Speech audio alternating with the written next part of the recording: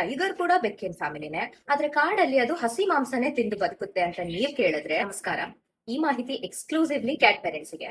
ನೋಡಿ, ಸುಮಾರು ಜನ ಕೇಳ್ತಾರೆ ರಾ ಮೀಟ್ ಕೊಡ್ಬೋದಾ ಅಥವಾ ಕುಕ್ ಮಾಡಿ ಮೀಟ್ ಕೊಡ್ಬೇಕಾ ನಮ್ ಕ್ಯಾಟ್ಸ್ ಗೆ ಅಂತ. ನನ್ನನ್ ಕೇಳೋದಾದ್ರೆ ಮಾಂಸವನ್ನು ಬೇಯಿಸಿ ಕೊಡೋದೇ ಉತ್ತಮ. ಅಫ್ಕೋರ್ಸ್ ಬೆಕ್ಕಿನ ಹೊಟ್ಟೆಗೆ ಈ ಹಸಿ ಮಾಂಸವನ್ನ ಡೈಜೆಸ್ಟ್ ಮಾಡ್ಕೊಳ್ಳೋ ಕೆಪಾಸಿಟಿ ಇರುತ್ತೆ. ಕಾಡಲ್ಲಿ ಹುಲಿ ತಿನ್ನುವಂತ ಆಹಾರ ಸಂಪೂರ್ಣ ಆಹಾರ ಆಗಿರುತ್ತೆ, ಯಾಕಂದ್ರೆ ಹುಲಿ ಇಡೀ ಪ್ರಾಣಿನ ತಿನ್ನತ್ತೆ. ಆದ್ರೆ ನೀವು ಕೊಡುವಂತಹ ಮಾಂಸ ಒಂದ್ ಲೆಗ್ ಪೀಸ್ ಆಗಿರ್ಬೋದು, ಥೈ ಆಗಿರ್ಬೋದು, ಚಿಕನ್ ಬ್ರೆಸ್ಟ್ ಆಗಿರ್ಬೋದು, ಇಸ್ ಜಸ್ಟ್ ಪಾರ್ಷಿಯಲ್ ಮೀಟ್.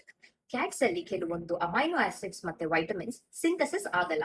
ಅದನ್ನ ನಾವು ಡಯಟ್ ಅಲ್ಲಿ ಫೋರ್ಟಿಫೈ ಮಾಡ್ಬೇಕಾಗತ್ತೆ, ಅಂದ್ರೆ ಹೊರಗಡೆ ಸಪ್ಲಿಮೆಂಟ್ಸ್ ಮುಖಾಂತರ ಅದನ್ನ ಆಡ್ ಮಾಡ್ಬೇಕಾಗತ್ತೆ. ಆಗಷ್ಟೇ ನಮ್ಮ ಕ್ಯಾಟ್ ನ್ಯೂಟ್ರಿಷನ್ ಸಂಪೂರ್ಣಗೊಳ್ಳೋದು. ರಾ ಮೀಟ್ ಸುಮಾರು ಮೈಕ್ರೋ ಆರ್ಗನಿಸಮ್, ಲಿಸ್ಟೀರಿಯಾ ಆಗಿರ್ಬೋದು, ಸ್ಯಾಲ್ಮೊನೆಲ್ಲಾ ಆಗಿರ್ಬೋದು, ಈಕೋಲೈ ಆಗಿರ್ಬೋದು, ಇದೆಲ್ಲ ಆರ್ಗನಿಸಮ್ಸ್ಗೆ ಒಂದು ಸ್ಟೋರ್ ಹೌಸ್ ಆಗಿರುತ್ತೆ. ಯಾವಾಗ ನಿಮ್ ಬೆಕ್ಕು ರಾ ಮೀಟ್ ನ ತಿನ್ನುತ್ತೆ, ಆ ಇನ್ಫೆಕ್ಷನ್ ಬೆಕ್ಕಿಗೆ ಬರೋ ಸಾಧ್ಯತೆ ಇರುತ್ತೆ. ಬೆಕ್ಕಿಗೆ ಬಂದ ಇನ್ಫೆಕ್ಷನ್ ನಿಮ್ಗೂ ಬರೋ ಸಾಧ್ಯತೆ ಇರುತ್ತೆ. ನಾನಷ್ಟೇ ಅಲ್ಲ, the world small animal veterinary association ಆಗಿರ್ಬೋದು ಅಥವಾ ಅಮೆರಿಕನ್ ವೆಟನರಿ ಮೆಡಿಸಿನ್ ಅಸೋಸಿಯೇಷನ್ ಕೂಡ ನಿಮ್ಮ ಕ್ಯಾಟ್ಗೆ ರಾ ಮೀಟ್ ಕೊಡೋದು ಅವಾಯ್ಡ್ ಮಾಡಿ ಅಂತಾನೆ ಹೇಳುತ್ತೆ.